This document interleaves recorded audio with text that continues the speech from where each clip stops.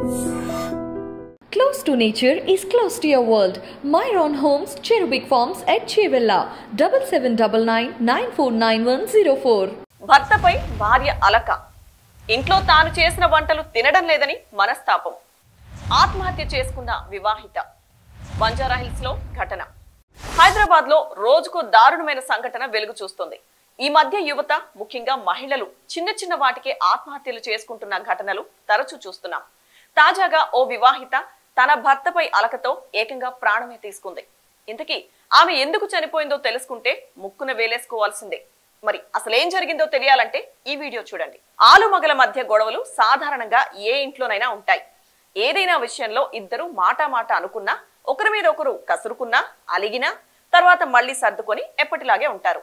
కానీ ఇటీవల భార్యాభర్తల మధ్య జరిగే చిన్న గొడవలే పెను విషాదానికి దారితీస్తున్నాయి.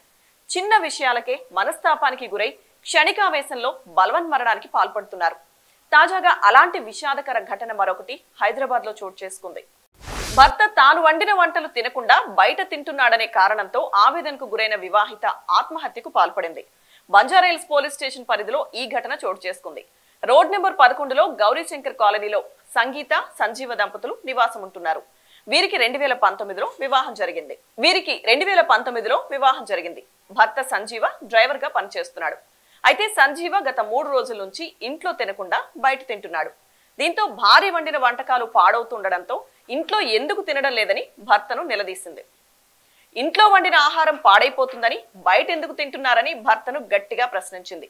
దీనికి సంజీవ సమాధానం చెప్పకుండా అలాగే ఉండిపోయాడు.